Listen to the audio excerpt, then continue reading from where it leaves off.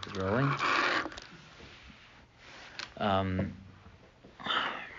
Welcome back. I just have to say that this shiur, which might be the longest running shiur in the history of the Waterbury community. I'm serious. You realize that? So we're famous?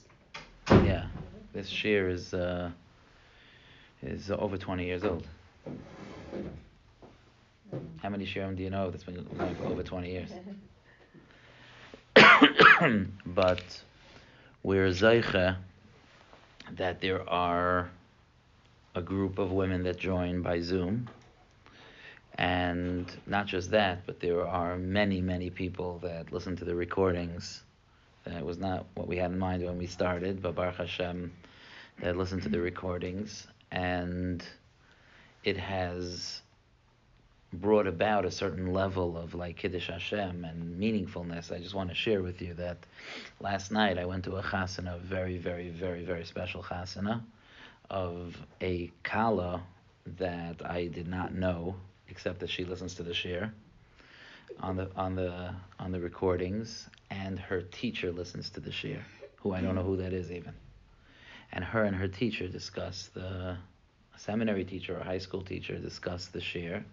And when something came up with shidduchim, some situation came up, they thought that it would be a good idea to schmooze with me about it, because even though I didn't know them, but they felt like they knew me, which is a little bit interesting to talk to someone that knows you a lot better than you know them. Like they knew every story about my family, my kids, like everything, they knew everything about me. And I don't know anything about them, but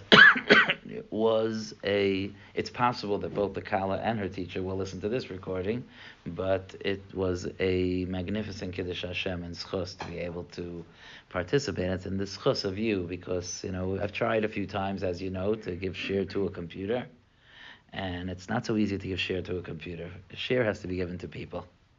But there are people on a computer that are there from the fact that you're here in person and that we could do this. So I just wanted to reflect back the Hakaras HaTov for the impact of the shiur. That's,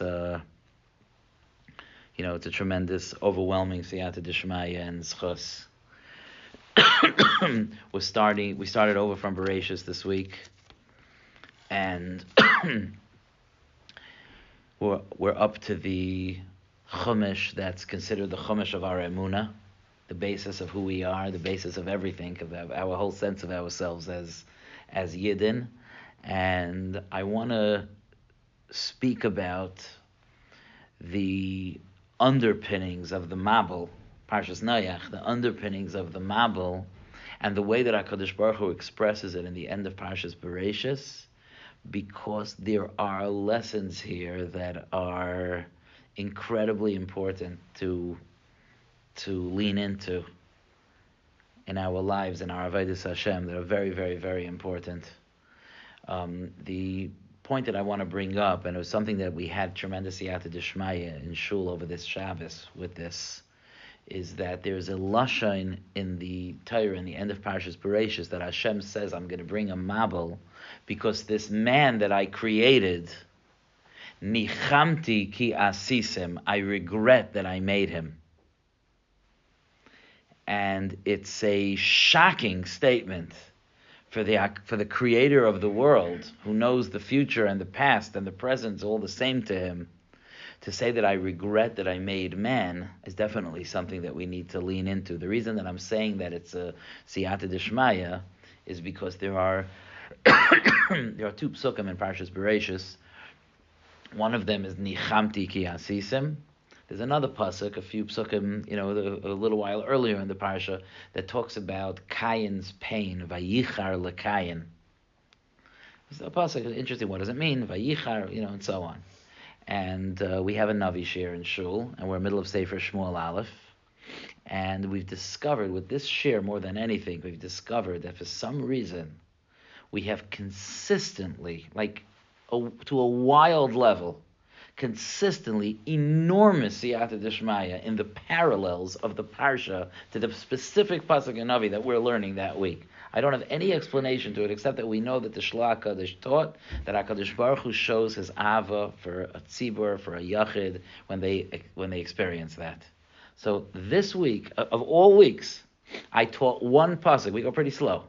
It's a half-hour shiur. I taught one pasuk. The pasuk was Hashem talking, and it's about Shaul HaMelech, and he says, Nichamti ki himlachti es Shaul HaMelech al Yisrael. Exactly the same lashon. And then it says, Vayichar l'Shmuel. I was like, that there are two phrases that both need explanation in Parshas Bereishis, and both of them are in the one pasuk in the entire Nach that we happen to be up to that week. It was just like too much of a kiss from Hashem to not notice it, and I felt the extra chizuk that if I'm going to come in here, of course, I'm going to talk about that pasuk. So what does it mean when Hashem uses a lashon of nichamti? I regret. We know there's even a pasuk in Chumash, and there's a similar pasuk in Navi, that HaKadosh Baruch Hu is not a ben adam v'yisnechem. Hashem is not a human being who regrets. Human beings who don't know the future could reach a point that they regret that they did something. But HaKadosh Baruch Hu can't regret that he did something. HaKadosh Baruch Hu is Yodeya, everything meirosh. HaKadosh Baruch Hu has a plan. There's no regretting. So I want to tell you three approaches to what it means that Hashem regrets. The first two are fascinating, and the third one is empowering and important for us. Okay, so that's my plan for today. So the first one, Rashi says that if you look in Rashi on the end of Parshas Bereishis, and interestingly in Shmuel Aleph on that pasuk as well, Rashi says nichamti. He doesn't say regret. He says chashavti machshava acheres. I thought another thought. In other words, Rashi is saying nichamti doesn't mean to regret. Nichamti means to think about something again. It could be in light of new things that happened, but it's to have another thought process about it. When human beings do that, often it's because they regret. But that's not what the word nichamti means. Nichamti means to once again think about it, to think about something again. Sometimes you think about it the second time, you have a different approach. But that's what it means. It doesn't mean Hashem, chas v'shalom, to say that Hashem regrets. Hashem is saying, Adam has been acting this way. Chashavti machshava acheres. I thought about another machshava. I made Adam, now I'm thinking a different thought about Adam. That's nichamti ki asisim. That's how Rashi understands it. What's very interesting about this, just to keep in mind, is that there is a word in Lashon HaKodesh that's very similar to nichamti. What is that? Nechama. Nechama, right? Being menachem, consoling. Isn't that interesting? The word to think about it again, or for us to regret, is a very similar to word to be menachem. Nichamti ki asisem. Now, in Lashon Kodesh, it's not like another language. There's not like, coincidentally, the two words are very similar, but they really have nothing to do with each other. It doesn't work that way in Lashon Kodesh. If there are two words that are very, very similar, it's because they share something. So what's the connection between being menachem someone, consoling someone, and looking back and thinking about something again? So it's just interesting. The Sfarim say that when we ask Hashem to be menachem us, let's say menachem us about the ki atohu bal hayeshuos ubal hanechamos, we say on Shabbos. Hashem is menachem us that we lost the Beis Hamikdash or whatever tragedies the Jewish people have been through. Nechama means to be able to look back at the pain in a different way. That's what it actually means.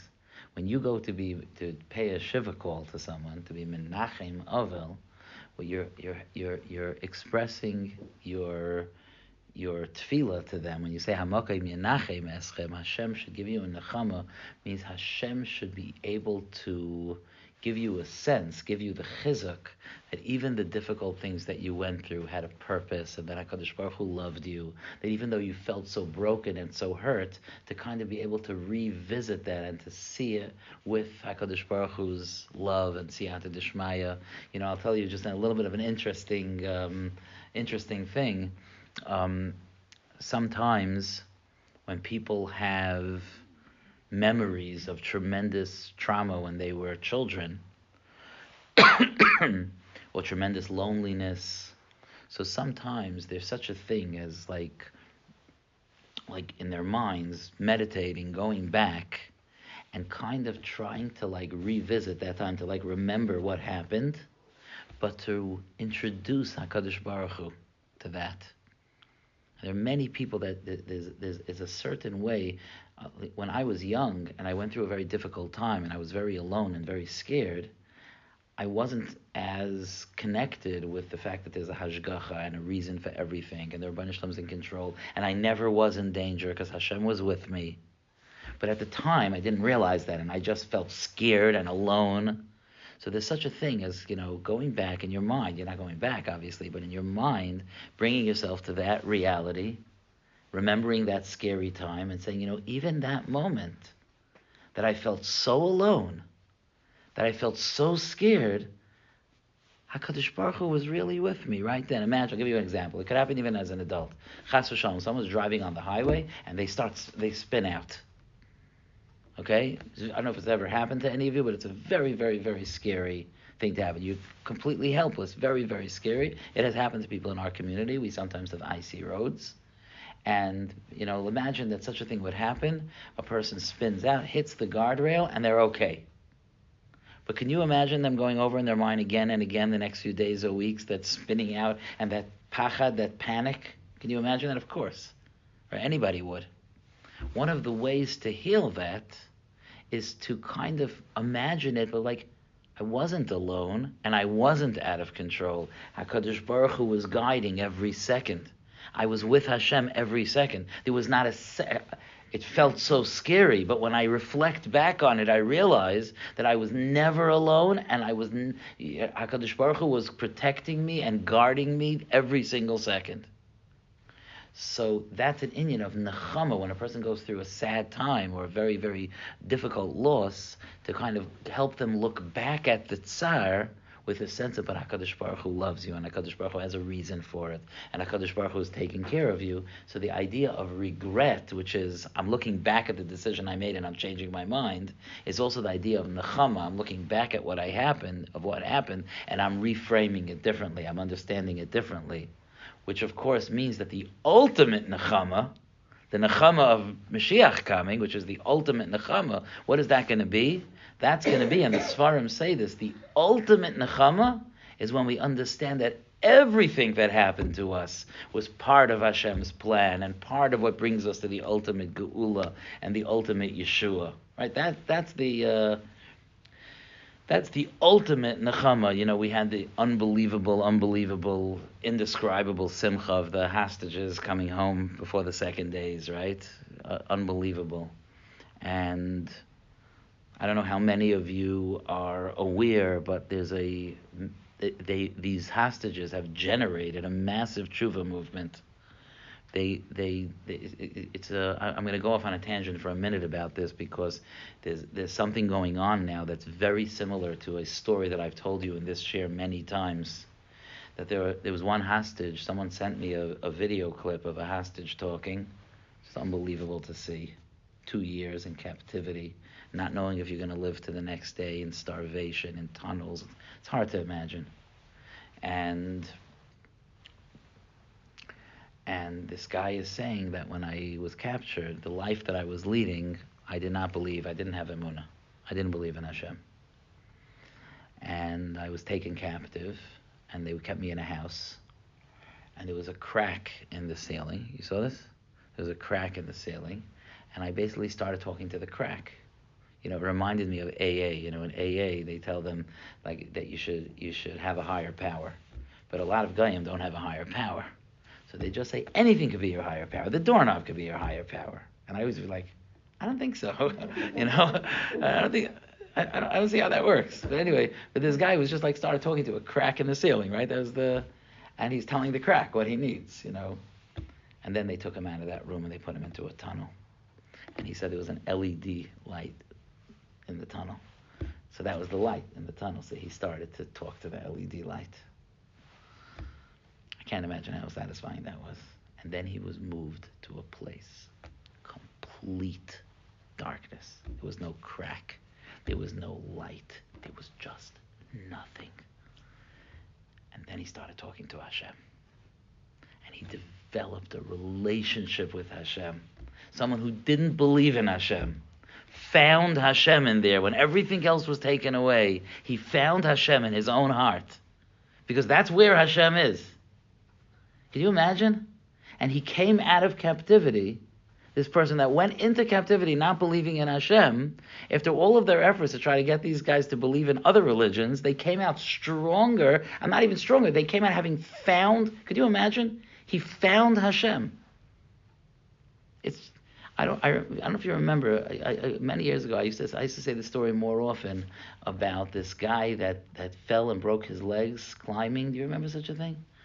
When I went to Eretz Yisrael for the first time, so I came on a Thursday, and Friday night, these people aren't alive anymore, it's hard to believe, but Friday night, my host, I was by an Israeli family, my host took me to a oneg, and I couldn't believe my eyes. I sit down by this oneg, and I see by the table, on one side of the table and the other side of the table, one side of the table was Rav Uri Zohar, Zeichet Tzadik Livracha, and the other side of the table was Rav Shmuel Auerbach, Rav Shlomo Zalman's son. Rav Shlomo Zalman was alive then also, okay? Rav Uri Zohar, you know who he was? So Rav Uri Zohar was like, then like at the helm of a massive tshuva movement, and he was formerly the most famous actor in Eretz Yisrael, who had become a massive Talmud Chacham. He lived on Saratsky. He was a massive Talmud Chacham, and this was the two people there by the owner. I couldn't believe my eyes. I was like, I just traveled from Brooklyn to Eretz Yisrael. I'm sitting, I couldn't even believe it, And this conversation started with Rav Uri Zohar, and I was trying to follow along his Hebrew. I didn't know Hebrew so well then, but basically what he said was, he made this astonishing declaration by the table. He said, I just want you to know that right now there are 450 potential Baalei Tshuva in Eretz Yisrael. Why? So it turns out that it was the day I landed. It wasn't my flight, but it turns out that there was a flight that day, that Thursday, that the pilot was trying to bring down the flight, and the landing gear, the wheels, didn't come down. And he said that every ambulance in Eretz Yisrael was called to the airport. They thought it would be like mass casualties, 450 people on the plane. They thought it would be mass casualties. The plane is going to try to land on its belly. Could you imagine? The Tzibur, this is an El Al flight, they said vidoy on the microphone. Can you imagine? They said vidoy on the microphone. They're coming down, and they sent up a fighter jet to see, to fly around the plane to see what's going on. It turned out that the pilot's light wasn't working, but the landing gear was down. So the plane landed regular. Okay, but Uri Zohar was saying, but these guys that went through this, they're 450 potential Baalei Tshuva. And he said, I want to explain. It's not because they're so inspired from what happened. Because, it's a little bit like that parking spot, never mind Hashem, I found a spot, right? Like that thing, people, inspiration wears off. He said, I want to tell you a story. And he said that he had a friend also who was in the entertainment industry, who went hiking on some unknown path through the mountains. That wasn't a place that other hikers go. And he fell, and he landed on the ledge of a mountain and broke both of his legs. And nobody else was going to pass. There was no cell phones, I don't even know if he had a cell phone. Back then we didn't, but even, there was no way to be in touch with anyone. He basically thought he was going to sit on this ledge and die. He could not walk. Okay? I'm wearing a special boot now. I was walking in Queens yesterday, and I stepped down, and I crushed a part of my foot somehow. I didn't step right. It was very, very painful. But the reason why I am here regular, I'm going to have to wear this shoe, but is because the other foot was working. Okay, at least one foot worked. This guy was on a mountain ledge with 2 broken legs. Can you imagine? And he started to daven to Hashem. And he told HaKadosh Baruch Hu, I promise you that if I am saved, I'm going to become frum and I'm going to sit and I'm going to learn your Torah. And he was saved. And Uri Zohar said that, I don't remember, it was a year later or 2 years later, whatever it is, he said that he came into a shul on a kibbutz somewhere and he found this guy sitting in the back of the shul learning day and night. And he said, I don't understand why you're frum. I understand why you were frum right away when you were saved. But now it's 2 years later. Why are you still frum? Like, why didn't it wear off? Inspiration wears off. So the guy said, I'll tell you why. And it's very nageh to the hostages. He said, I didn't believe in Hashem. I was raised to believe that the Haredim are, they're not civilized people. They believe in a God that you can't see. It's v'chalal not civilized. That's how I was raised. I'm a rational person. So tell me how it was that I was on this ledge and it was suddenly the most natural thing in the world to me that I was talking to a God that I was mechonech to believe does not exist. He says, I realized that my heart knew that he does exist. My neshama knew that he does exist. That's why I'm from today, because I found him.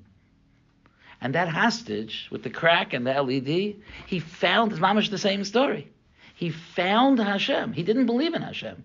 He found Hashem. Anyway, I went to the hostages for a different reason, but I just had to point that out. Just speaking of Emunah, just an amazing thing, no? An incredible thing. One of the things that's very difficult for me personally to feel a full shleimustik, a simcha that the hostages are home, is that first of all, so many of them didn't make it home. So I still feel very, very sad about that. I feel sad for people that died afraid and alone. It's very, very hard for me to think about that. And also, even the hostages that came home, but they had 2 years of Gehenna. I'm still sad for those 2 years that they had. And the Gehenna is not really over. There's going to be a long road of recovery for them if they're going through something like that. So I'm so happy for them, but I'm sure you feel it also. It's like a little bit tempered by, this was still a terrible tzara. And soldiers were killed, and it was still a terrible time. Nechama, the ultimate nechama will be when HaKadosh Baruch Hu shows us that all of that was l'taiv. This nechama of the hostages coming home, that's a gulastic nechama. It's a hatzalah that we have in gulas. Okay, but Baruch Hashem, we had so much to dance for this Simchas Torah. To add to our Simchas Torah. But the ultimate nechama is when the whole experience of Gullus becomes clear to us, that it was like how it was an expression of Hashem's love and how it was all a taiv and the benefit for Klal Yisrael and so on and so forth. So that's the first approach. When we talk about that Hashem says, I regret, it doesn't mean I regret, Rashi says, it means I'm thinking about it again. There was one mahalach, now there's mahadura tinyana, now there's a second approach. But I'm just connecting that to the concept of nechama, which is to get the person to think differently about what happened. There's another approach to what it means that Hashem regrets, and that is, the Malbim in Shmuel alludes to this, and that is that what it means is that my approach is going to change. It doesn't mean that Hashem doesn't regret anything. But when Hashem wants to express that his hanhaga is going to change, that's called I regret. And it's important to realize that sometimes when Klal Yisrael does Averos and they do tshuva, they go back to where they were. And sometimes when Klal Yisrael does Averos, or people do Averos, even if they do tshuva, but they don't go back to the way they were. Okay, that's very important to understand. I'll give you a few examples. Adam Harishon. Adam Harishon was created. He was put into Gan Eden. He did a chet. He ate from the Eitz Hadas. Did he do tshuva? Did Adam do tshuva? Yeah. Chazal say he did tshuva for 130 years. It's a nice tshuva. That's a long Yom Kippur, Did Hashem accept his tshuva? Yes, Hashem accepted his tshuva. Absolutely. Hashem accepted his tshuva. But he didn't go back into Gan Eden. He's still, in a certain sense, the way HaKadosh Baruch Hu, his hanhaga, his journey changed because of it. Klal Yisrael did the Egel. They did tshuva. Hashem kel rachum v'chanun. Hashem accepted the tshuva, but it didn't go back to the way it was. Shaul HaMelech, right? Shaul HaMelech didn't kill out all of Amalek. Did he do tshuva? Did Shaul HaMelech do tshuva? You don't have to guess. The pasuk says that he said chatasi. He did tshuva. He said vida. He did tshuva. In fact, in the end of his life, when he summoned through the kishuf of a witch, he summoned Shmuel back to Elam Hazeh. Shmuel told him that he's not going to survive the war that he's about to fight, and Shmuel said, "Tomorrow you will be with me," meaning that you're going to die. But the Mefarshim say, but Shmuel is in the highest parts of Shamayim. He said, you're going to be with me. That means that Shaul would die a complete tzaddik. So was HaKadosh Baruch Hu Meichel Shaul? Yes. Did he get the Malchus back? No. So sometimes that's the approach. Sometimes it goes otherwise. David HaMelech did a chait with Bathsheba, right? David HaMelech did a chait. He did tshuva. Did he get back what he lost? 100%. We still say today, David Melech Yisrael Chai V'Kayim. David HaMelech did a chait, and he did tshuva. It goes back to the way it was. When we do tshuva, I'm bringing this up for this reason. When we do tshuva on Yom Kippur, I mean, you may have wondered about this. You ever noticed that we do tshuva on 2 days? We do tshuva on Yom Kippur, and then we go through this Yantif of Sukkot, and then we do tshuva again on Hoshana Rabbah, right? Right? Hoshana Rabbah is also, we wear a kittel, it's a whole day of tshuva. I got in kvettel, whatever that means, What's the tshuva of Hoshana Rabbah? Do you ever wonder? That was Yom Kippur. What's the tshuva of Hoshana Rabbah?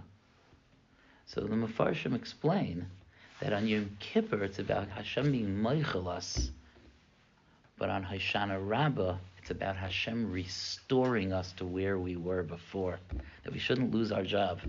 And that's why, what do we do on Hoshana Rabbah? We go around the bima. The whole avodah of Hoshana Rabbah is to go back to where you started. Go back to where you started. Go back to where you started, because that's our bakasha to Hashem. Not only HaKadosh Baruch Hu do I want you to be meichel me, but I want you to restore my job. I want the malchus back. I want to have the full opportunities that I had before. That's the avodah of Hoshana Rabbah that we do in our avodah, that we ask Hashem to give us back. But when Hashem says nichamti means I regret. Of course, Hashem doesn't regret. It means we're going in another way. That's why by Shaul, who never got back the Melucha, it says nichamti. And by bringing the Mabul, HaKadosh Baruch Hu says nichamti.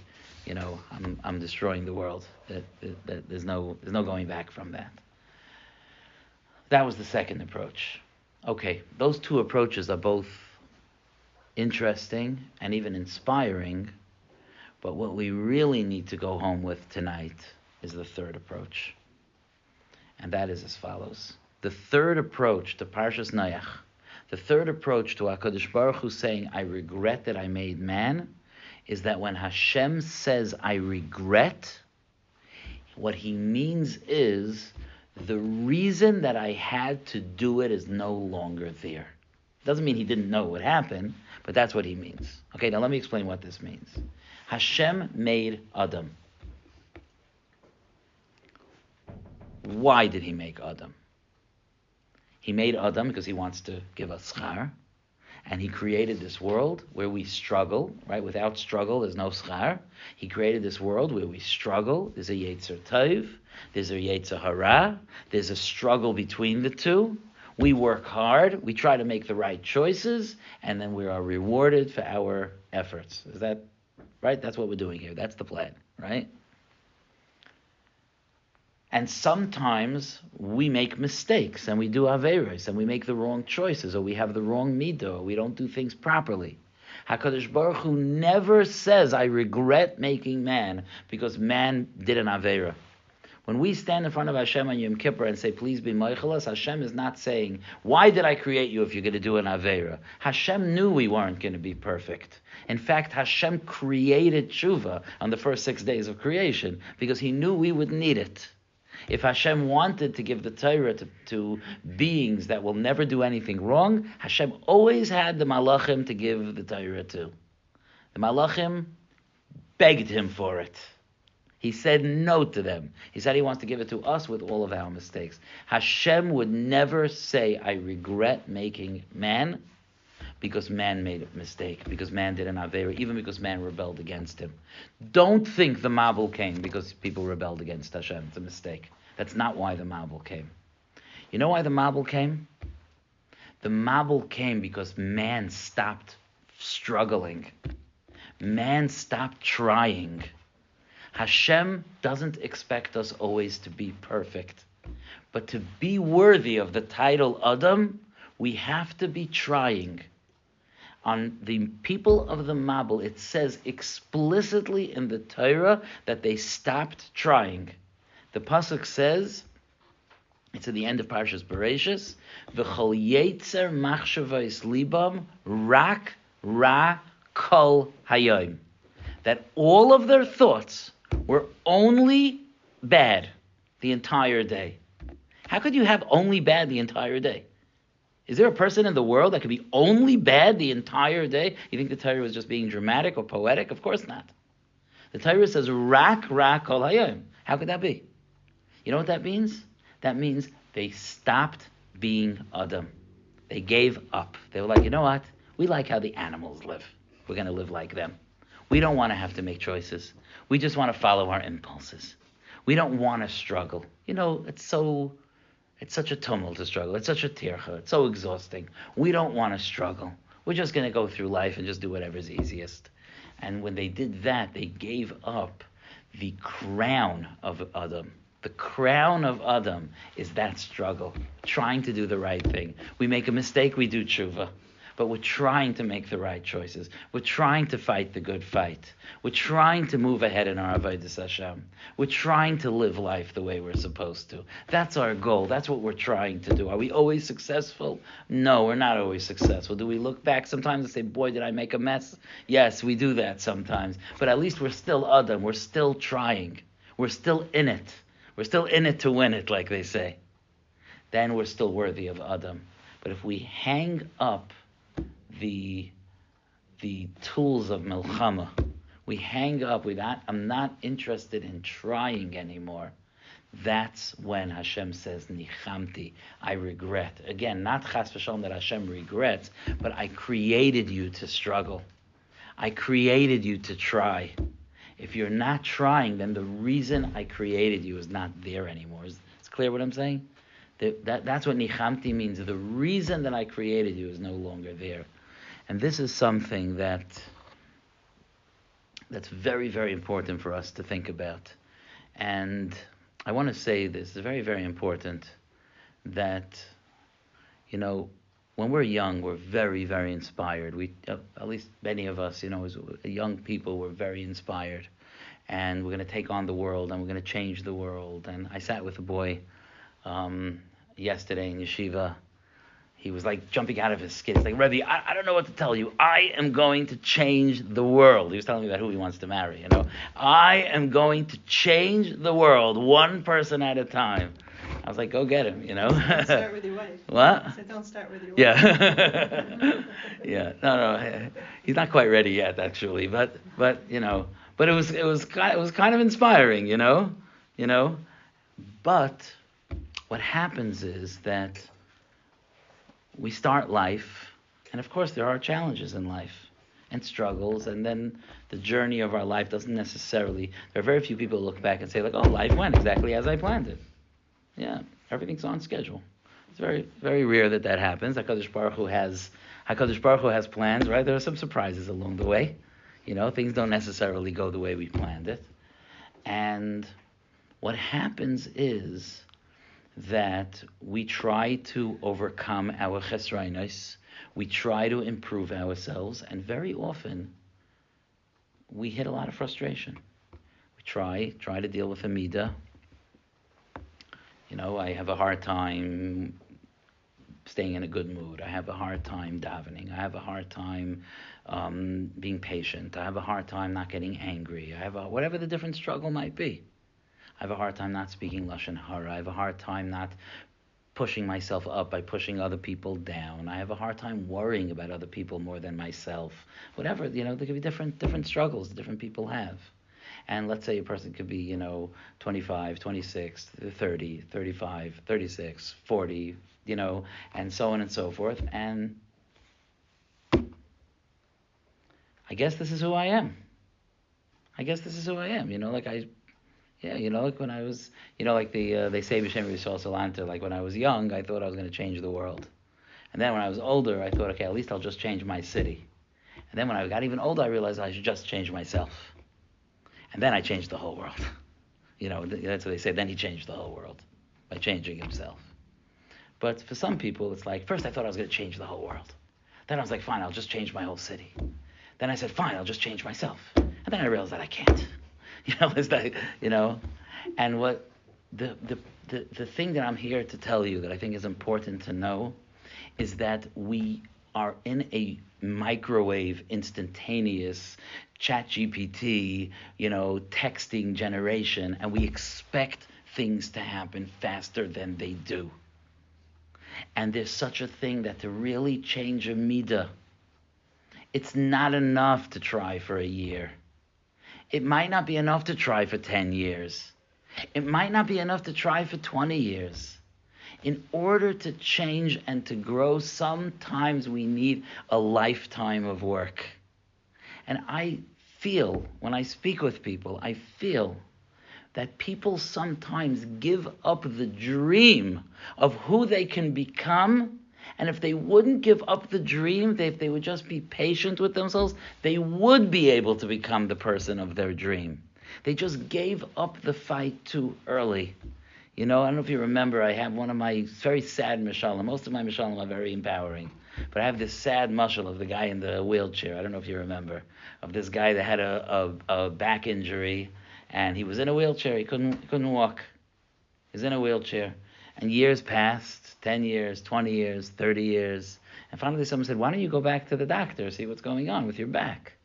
And the guy goes back to the doctor, and the doctor's like, I don't know why you're in the wheelchair. Your back was healed 20 years ago. I could tell by the X-ray. It was healed. You just never bothered to stand up. And it's a very sad mashal, right? But in a way, that could be us. I feel like, when you were in 11th grade, you had big dreams about growing and trying, and, some people are writing down and making plans and charts and everything.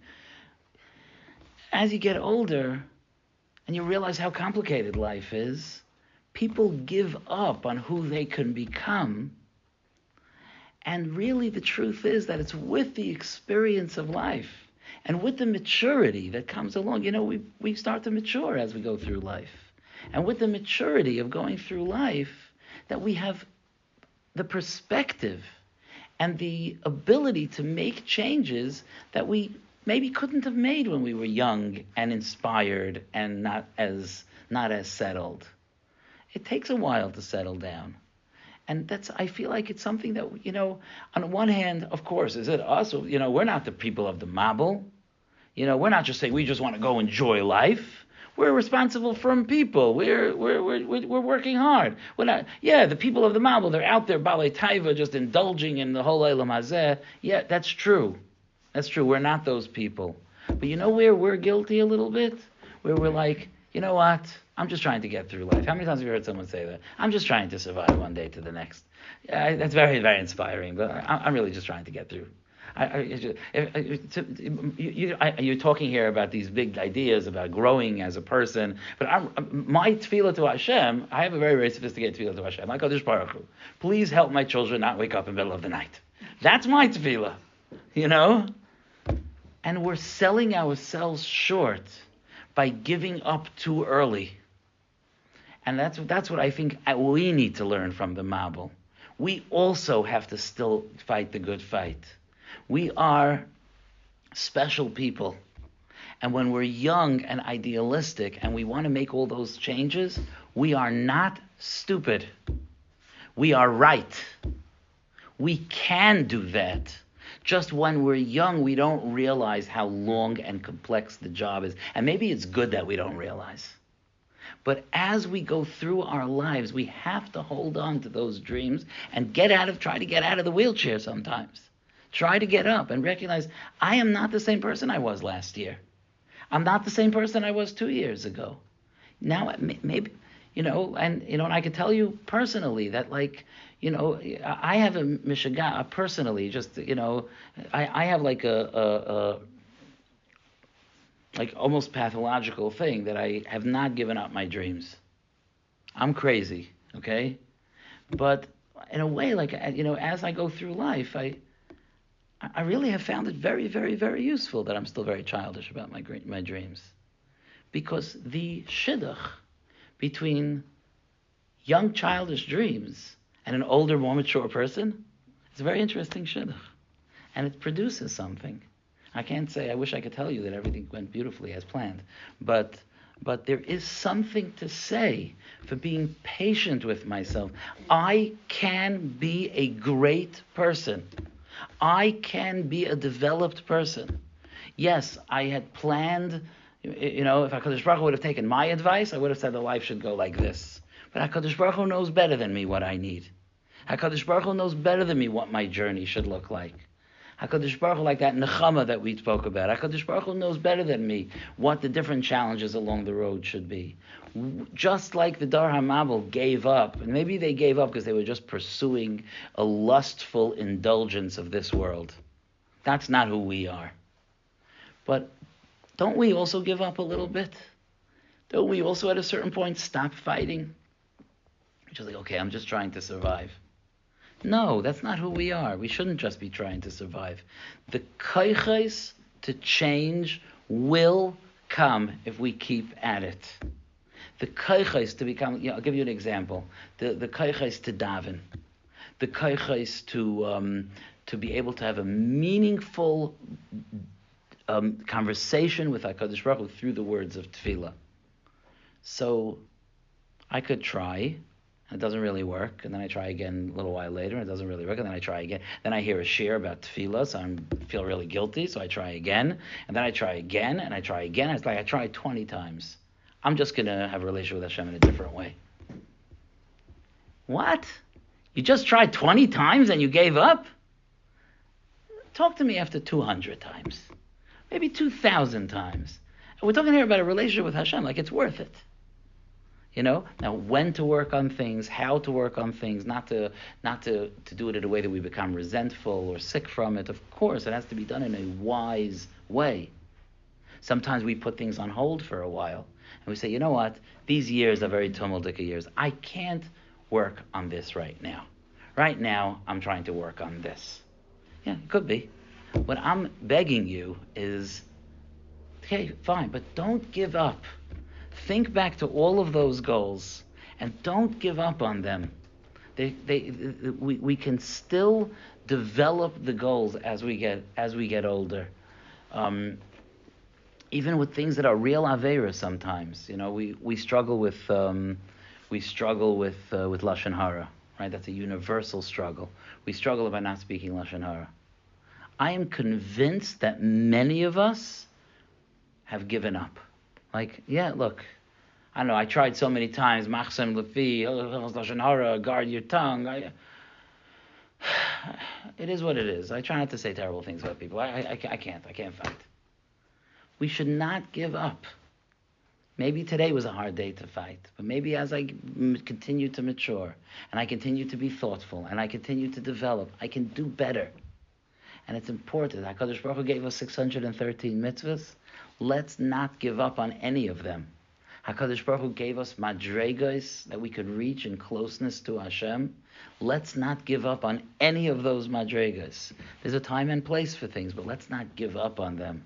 And this is something that I'm telling you, that if you would be able to hold on to the dream of whatever your dreams were, if you could hold on to the dream, you'll find that as life goes on, HaKadosh Baruch Hu will bring you to places that you can continue to grow in those dreams if you remember the dream, if you remember the goal, if you could be childlike a little bit. Be a child. Remember when we were young, we had these crazy, wild goals? Okay, don't forget. Sometimes the realization of that goal comes later. We don't have to retire the goals because of a little bit of frustration. I have this in yeshiva all the time, and it's sometimes in ways that break my heart. They break my heart. I can have a guy who's 21 years old telling me, I already tried to learn with this mahalach of learning. It doesn't work for me. So I don't do that anymore. Now I only do this. Like, you're 21 years old. That's not called it didn't work for you. If you were 61, then I'll consider it. But we give up too quickly. We think that every midah we should have to put in the microwave and it comes out hot. But it doesn't work that way with midas. It could take years, and it could need us to be in the different matzavim and the different kaiches that happen when we go through life and we deal with things. Every month of our life is another journey that HaKadosh Baruch Hu gave us. And with each journey, we have kaiches that we didn't have before. So to me, I think that this is a very, very, very important, entrance into Chumash Bereshis for us to recognize. Of course, we're not the Dar HaMabel Chas v'Shalom, but just to recognize that just like by the Dar HaMabel, Hashem said Nichamti, because humanity had given up the fight, we could be mechazik ourselves to not give up the fight. I'm not telling anybody to be frustrated or angry with themselves. I'm not telling anyone that we have to do everything at one time. I'm not saying that there has to be obviously my whole point of what I'm saying, that doesn't have to be anything instant. But if you felt in yourself at any point in life that I can be a big person, there's no reason that as time goes on we have to give up those goals. And when I said and then I thought I'll just change myself, and then I couldn't change myself. There's no such a thing. Let's change ourselves and let's keep at it. With more maturity, with more perspective, with more patience, with more wisdom, with more people to reach out to. Let's continue to try to grow to be the spectacular people that we could be. It's just such a tragic thing when we're younger and we don't necessarily have the kalim to bring all of our dreams into fruition, but we have the dreams. And then when we finally get older and we have more kalim to bring these into fruition, we gave up on the dreams. Let's not do that. Let's take the dreams and the kaiches and bring them together. The women of Klal Yisrael are a powerful, powerful force in the world. And don't underestimate what you can do. And the past is no indication of the future, because HaKadosh Baruch Hu continues to give us new kayach and new perspectives. So that's the third, I said, the third and empowering pshat of Nichamti, that HaKadosh Baruch Hu said, I regret, because the reason I created man is to keep trying. And they stopped trying. And our goal when we leave here tonight is to double down and to dedicate ourselves. We are not done. Kol zman shehaneshama b'kirbi. As long as I have a neshama, I have a fight to fight. I have a struggle to struggle. I have goals to achieve. I have things I need to do. I am not ready to give up yet. Let's not. That's premature aging when we do that. We're like, okay, I tried. No, we don't do that. Gedolei Yisrael, there was never an age that they stopped being a child. I always used to use the inspiration. I have different inspirations now. I always used to use the inspiration of Rav Dessler, who, I remember in my 20s when I first came to Waterbury, I was so inspired. Rav Dessler was a Rav in England, and it was very hard for him to be a Rav in England. He was a massive Bal Musar, Talmud Chacham, and the Olam wasn't into it. It was very hard for him.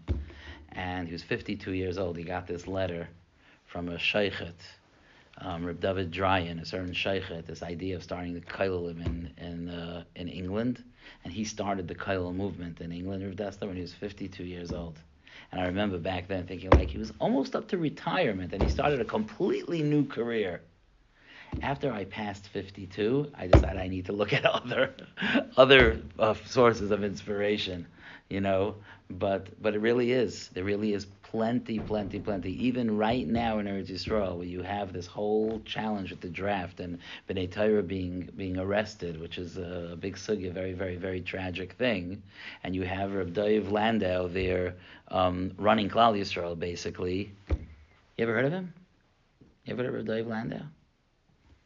You know where he's been the last 100 years? He's been learning Torah. And he's been teaching Torah. That's it. But then when the day came, I don't know, I think he's in his 90s. When the day came, the Klal Yisrael needed him. The other Gedolim weren't here anymore. He's like, okay, I have a job to do.